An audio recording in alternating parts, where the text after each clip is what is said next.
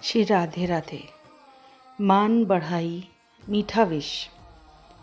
मनुष्य जहाँ सर्व जीवों की अपेक्षा विलक्षण शक्ति सामर्थ्य युक्त है, वहाँ वह एक ऐसी दुर्बलता को धारण करता है जो पशु पक्षी कीट पतंगों में नहीं है। वह दुर्बलता है मान बढ़ाई की इच्छा, यश कीर्ति की कामना। यह बड़े बड़े त्यागी कहलाने वालों में, माने जाने वालों में और अपने को महान त्यागी समझे जाने वालों में प्रायः पाई जाती है। इसको लोग दोष की वस्तु नहीं मानते और इतिहास में नाम अमर रहने की वासना रखते और कामना करते हैं। यह मीठा विष है जो अत्यंत मधुर प्रतीत होता है, परंतु परिणाम में साधन जीवन की समाप्ति का कारण बन जाता है। मान बढ़ाई किसकी? शरीर की और नाम की। जो शरीर और नाम को अपना स्वरूप मानता है और उसकी पूजा प्रतिष्ठा, उनका नाम यश चाहता है, वह नाम रूप में अहंकार भाव रखने वाला ज्ञानी है या अज्ञानी। यह प्रत्यक्ष है कि शरीर माता पिता के रज वीर्य का पिंड है और माता के गर्भ में इसका निर्माण हुआ है। यह आत्मा नहीं है और नाम तो प्रत्यक्ष कल्पित है। जब यह माता के गर्भ में था तब तो यही पता नहीं था कि लड़की है या लड़का। प्रसव होने के बाद नामकरण हुआ। वह नाम अच्छा नहीं लगा, दूसरा बदल गया, तीसरा बदल गया, न मालूम कितनी बार परिवर्तन हुआ। ऐसे शरीर रूप और नाम में अहमता कर उसको आत्मा मानकर उनकी पूजा प्रतिष्ठा की कामना करना प्रत्यक्ष अज्ञान की जय घोषणा है, अपने अज्ञान का साक्षात परिचय है। परंतु किससे कहा जाए और कौन कहे? कुएं जो भांग पड़ी है। बड़े बड़े त्यागी महात्मा अपने जीवन काल में ही अपनी पाषाण या धातु मूर्ति का निर्माण करवाकर छाया चित्रों को देकर उनकी पूजा करवाते हैं, अपने नाम का जप कीर्तन करवाते हैं, अपने को ईश्वर या भगवान कहते हैं और स्वयं कहते जरा भी नहीं सकुचाते, वरम इसमें गौरव तथा महत्व का अनुभव भी करते हैं। मेरी समझ से तो यह मोह है और इस मोह का शीघ्र भंग होना अत्यंत आवश्यक है। आप लोगों ने जिस अकृत्रिम स्नेह, वात्सल्य, प्रेम, आत्मीयता, शील, सौजन्य तथा उदारता के साथ हम लोगों के प्रति जो आदर्श बर्ताव किया है और यात्रा ट्रेन के प्रत्येक यात्री को सुख सुविधा देने का जो महान प्रयास किया है, उसके लिए हम सभी आपके कृतज्ञ हैं। मैं तो आपके आदर्श, निष्काम तथा विशुद्ध प्रेम को प्राप्त कर कृतार्थ हो गया हूँ और आपने सदा के लिए मुझे प्रेम ऋणी बना दिया है। मेरे पास शब्द नहीं हैं जिनके द्वारा मैं अपने हृदय के भाव प्रकट कर सकूं। मैं आपका चिर ऋणी हूँ। वास्तव में प्रेम का कोई बदला हो ही नहीं सकता। मैं आपके प्रेम की पवित्र भावना से सदा सर्वदा अपने हृदय को पवित्र बनाए रखना चाहता हूँ। सदा सर्वदा इस सुधा सिंचन से हृदय को हरा भरा रखना चाहता हूँ। परंतु आपको जो मुझ में गुण समूह के दर्शन हुए हैं और जिनका आप लोगों ने मधुर शब्दों में वर्णन किया है, वे वस्तुतः मुझ में नहीं हैं। यह मैं आपसे सत्य कहता हूँ। आपको गुण दिखते हैं, इसमें आपका मेरे प्रति अकृत्रिम प्रेम ही कारण है, अथवा यह आपकी केवल सद्गुण दर्शनी दृष्टि का परिणाम है। किसी में गुण समूह देखकर कोई दूसरा उसका वर्णन करता है, तब उसमें प्राय 3 ही बातें होती हैं। एक, वह इतना महान है कि उसे जगत में सर्वत्र वैसे ही केवल गुण दिखते हैं जैसे ब्रह्मदर्शी ज्ञानी को अथवा भगवत प्रेमी को सर्वत्र ब्रह्म या भगवान की ही अनुभूति होती है। 2, या उसे गुणों के साथ दोष भी दिखते हैं, पर वह केवल गुणों को ही ग्रहण करता है, दोष को ग्रहण करता ही नहीं है। और 3, उसे गुण दोष दोनों दिखते तो हैं, पर वह दोष का वर्णन न करके केवल गुण का ही वर्णन करता है। इन तीनों ही बातों में गुण वर्णन करने वाले का महत्व है।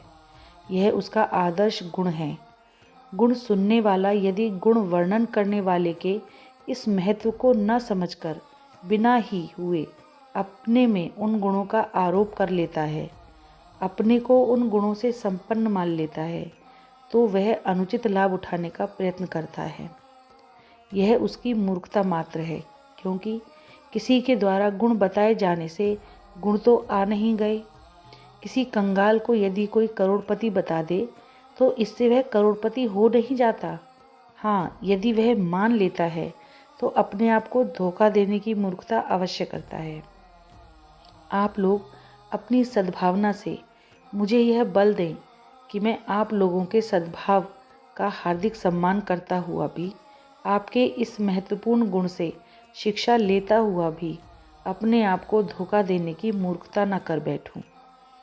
आप लोगों ने मेरा जो परिचय दिया, यह तो आपके ही सद्भाव तथा सदाचार का पवित्र परिचय है। मेरा यथार्थ परिचय तो मुझको है, और वह यह है कि जगत में जो करोड़ों मनुष्य हैं, उन्हीं में से मैं भी एक हूँ।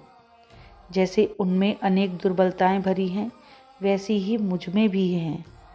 मैं उनसे किसी भी बात में बढ़कर नहीं हूँ। हाँ, इतना अवश्य है कि प्राणी मात्र के सहज सुहृद श्री भगवान की अनंत कृपा मुझ पर है। वह कृपा तो सभी पर असीम है। उनकी कृपा से ही मुझे उस कृपा के दर्शन होते हैं। पर इसमें भी अकारण कृपालु भगवान का ही महत्व है। मेरा क्या है? आप लोगों ने मुझे मालाएं पहनाई, सुगंधित पुष्पों के हार पहनाए, यह आपकी बड़ी ही कृपा है। जिस समय मैं हार पहन रहा था, अपनी प्रशंसा सुन रहा था, उस समय मेरे मन में आया कि हम रोज़ गीता में पढ़ते हैं कि इस प्रशंसा तथा फूलों के हारों के स्थान पर गालियां सुनने को मिलती और पुष्पाहार के बदले जूतों के हार मिलते, तो क्या मेरा यही भाव रहता?